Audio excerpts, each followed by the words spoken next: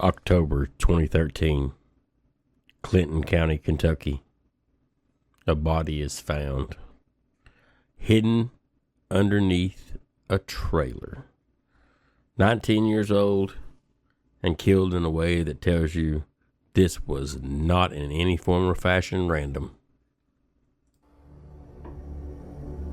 In Kentucky, some stories never get finished. They linger unanswered, unresolved, and often forgotten. This is Buried in the Bluegrass, a true crime podcast from OleGergMedia. Each episode will dive into cases from across the Commonwealth, focusing on documented facts and those pesky little unanswered questions. Welcome back to the journey of 120 counties and 120 murders. Tonight we are visiting Clinton County, Albany, Kentucky. Now, for me personally, I have a love for this spot growing up. Smitty's Drive-In was the absolute best. Now, my parents would just take me there while they went to the border to get alcohol, but that's neither here nor there. Clinton County has a population of around 11,000. It's situated right between Lake Cumberland and Dale Hollow, and obviously on the Tennessee line, which made it convenient to make a trip right across the county line and go to Static, Tennessee. As for tonight's story, though, we're sticking around Albany. This is the murder of Jimmy Sidwell Jr. Jimmy Dwayne Sidwell Jr. was 19 years old from Adolphus, Kentucky, a small community where everybody knows everybody. You know your neighbor knows you, and I mean, as bad as it is, everybody knows your business. But with that being said, in places like this, violence generally is not random, and in a lot of cases, the assailant and the victims are very well known to each other. On October 26, 2013, police were called to the property on Cody Lane in Albany, Kentucky. What they found was, quite frankly, shocking to the whole community. Concealed underneath the trailer, they found the body of Jimmy Sidwell Jr., 19 years old at the time. Not out in the open, not miles away, just simply hidden under an unoccupied trailer. That told the investigators immediately that there was time, there was intent, and this was just simply not a panicked decision to hide the body underneath a trailer. This was a thought-out decision that they had to have made. They obviously immediately did an autopsy and confirmed the reality of what happened. Jimmy died from multiple stab wounds to the upper torso. That's not accidental. That's not a fight that got out of hand. That's intentional murder. The case quickly became a Kentucky State Police investigation. Detective Ricky Brooks was assigned to the case, and within 24 hours, arrests were made. Now that tells me right off the bat that there was lots of evidence. The concealed, like, you're not dealing with criminal masterminds here. If you're 24 hours later, there were arrests. They obviously left a trail of evidence. The first individual to be arrested was Andrea M. Byler, age 21. And arrested with her was Michael E. Thompson, 52. So, yeah, you heard that right. That's an age gap of 31 years, pardon me. What exactly is the dynamic there? Regardless, both were from Albany, and both were initially charged with murder.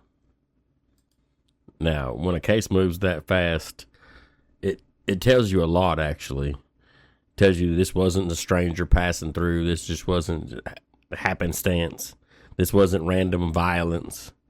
This was personal. As the case moved forward, as always, more details came to the surface, and the charges weren't just murder. They included, obviously, murder, tampering with physical evidence, and for one of the defendants, robbery. So I'd refer to that as layer upon layer of depravity.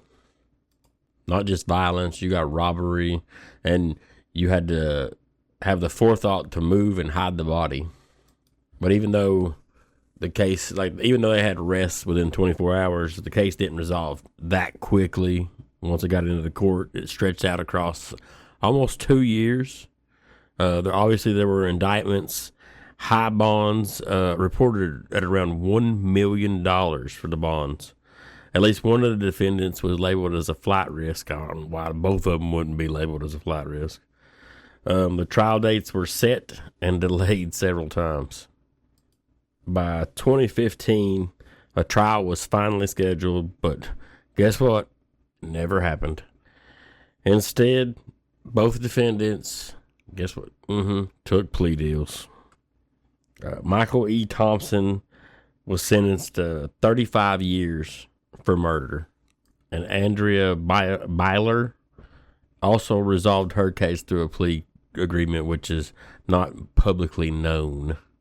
So no jury ever heard the full story. Let's keep it in the dark. Here we got a 19-year-old ends up stabbed to death, hidden under a trailer, and the full story will never be known by anyone but those two individuals. That's what makes cases like this stick. Just get under your skin just a little bit. Not just what happened, but what we'll probably never know. Now, considering this was 2013, this wasn't 1980 something, you'd imagine there'd be quite a bit more information available. Now, this could be one of those that I fight, argue, and go down the open records request road, but like I say, I'm trying to save my time on that and the effort.